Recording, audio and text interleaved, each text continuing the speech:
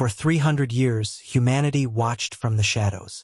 While the Terracian Collective expanded across the Orion Arm, consuming entire star systems in their relentless conquest, Earth remained silent. While the free councils of the Andromeda Rift called for allies to join their desperate stand against the Void Swarm, humanity declined. We had seen too much of galactic war, distant reports of civilizations reduced to ash, of species scattered across the cosmos as refugees with nothing but the clothes on their backs. So we chose isolation. We reinforced our outer defenses, we closed our borders, and we made a covenant. Never again would we be dragged into the wars of others. The galaxy respected this choice. Some called us cowards. Others called us wise. We were left alone, and for 3 centuries that solitude held. Until the day the Korvax arrived. They came not as conquerors seeking conquest, but as refugees seeking sanctuary. Their homeworld, a jewel-like sphere of crystalline towers and gardens that sang in the solar wind, had fallen to the Void Swarm. In a single night, 3 billion souls were lost.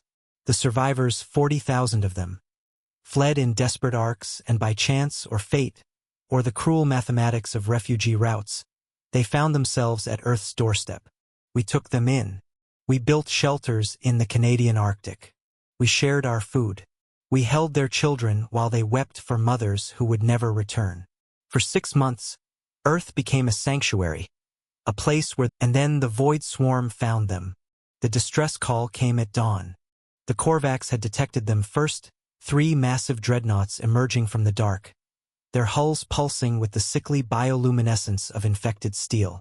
The Void Swarm did not negotiate. They did not parley. They consumed everything in their path and moved on, leaving only emptiness behind. Earth's Space Command scrambled. Our stations lit up like burning matches. We had defensive capabilities, yes, but nothing designed for this. Our military had not fought a real war in 200 years. Our fleet had never faced anything like the Void Swarm. In the operations center at New Geneva, Admiral Sarah Chun watched the tactical displays with the grim certainty of someone watching the end approaching. Her hands were steady, but her eyes betrayed the weight of the moment. "How long until they reach the inner system?" she asked. 48 hours, ma'am," came the response. "They're moving in a direct vector toward Earth." The Korvax representative, a being of silver skin and eyes like twin nebulae, approached her with desperation painted across its alien features. "You must evacuate," it said. "You must leave this world. The swarm will come regardless. There is no defense. There is only survival." Sarah Chun looked at the being, at the refugee she had sworn to protect, and she made a choice that would echo across the stars. "We're not leaving," she said quietly, "and neither are you." What followed was humanity's finest hour. We did not fight the Void Swarm with weapons alone. We fought with improvisation and determination. Every civilian with engineering knowledge was mobilized. Every person with medical training became a healer. Every soldier, every technician, every ordinary person who had never held a weapon now stood ready. Dr. James Okonkwo, a biologist from Lagos, made a discovery in the first 24 hours. The Void Swarm, for all its technological sophistication, had a fundamental weakness. Its biological components, the corrupted organisms that drove its hive consciousness, operated on a narrow neurological frequency. He couldn't kill them, but he could confuse them. In a makeshift laboratory carved into a bunker beneath the Australian outback, Okonkwo worked with the Korvax to develop a signal jammer. Not to destroy the dreadnoughts, but to disrupt their coordination. To make them slower. To buy time.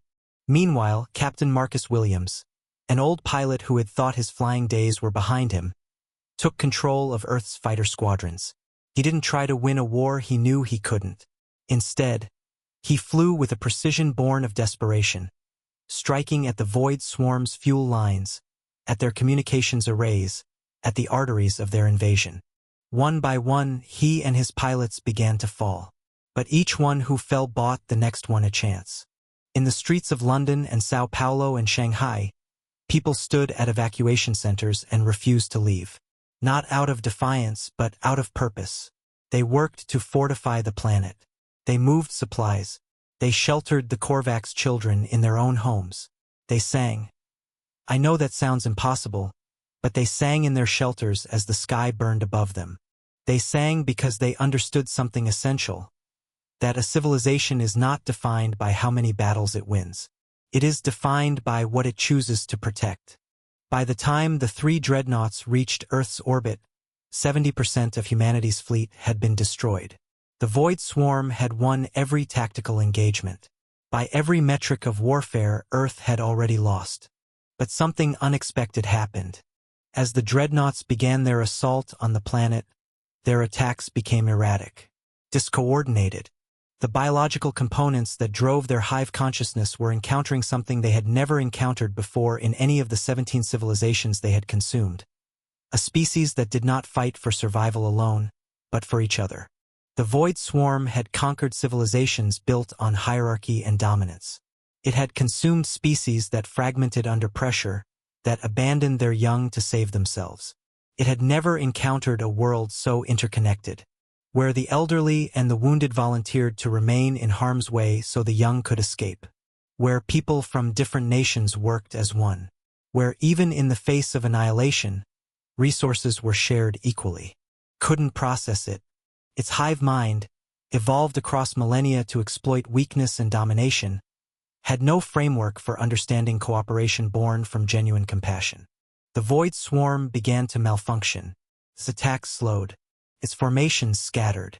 In that moment of confusion, Sarachin gave the order for a surgical strike directly at the Dreadnought's core processor.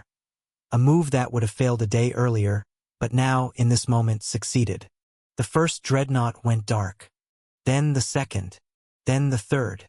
As the dust settled and the debris of the final Dreadnought fell burning into Earth's upper atmosphere, the Korvax emerged from their shelters. Their silver skin, which had grown dull with grief and fear, began to shimmer again with something like hope. Their representative approached Sarachin on the observation deck. The admiral was exhausted, bloodied, but alive. You sacrificed billions of credits in infrastructure, the Korvax said. Thousands of your people died. You could have refused us sanctuary.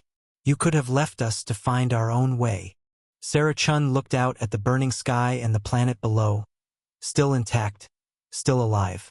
In our history, she said, we learned a long way back that the cost of closing your heart is always higher than the cost of opening it. You needed us. We needed a purpose. That's not sacrifice. That's just being human. The Korvax being was silent for a long moment. Its eyes, those twin nebulae of consciousness, seemed to be reprocessing everything it thought it knew about the universe. Your species, it said slowly, will change the galaxy, not through conquest or dominance, but through something we have lost. Something the Void Swarm could never understand. What's that? Sarachin asked. The will to build, together, not for power but for meaning. And so Earth emerged from the shadows. Not as a military power, not as an empire seeking to carve out territory among the stars, but as something far more rare and valuable. A civilization that had proven that strength without compassion is hollow, and compassion without strength is fragile. But together they are unbreakable. The Void Swarm would never attack Earth again. Not because we had defeated them militarily, but because we had shown them something that their infected minds could not corrupt, could not consume, could not understand. We showed them hope. We showed them unity. We showed them the profound truth that a species willing to risk everything for strangers is a species worth protecting. And for the first time, the galaxy understood what it truly meant to be human. Not a species that survives, but a species that stands with others. A species that builds. A species that remembers that in our darkest hours, it is our capacity to care for one another that becomes our greatest strength. If this story moved you, if it reminded you of the best of what humanity can be, subscribe to Starbound HFY for more tales of human courage, compassion, and the extraordinary things ordinary people can achieve among the stars.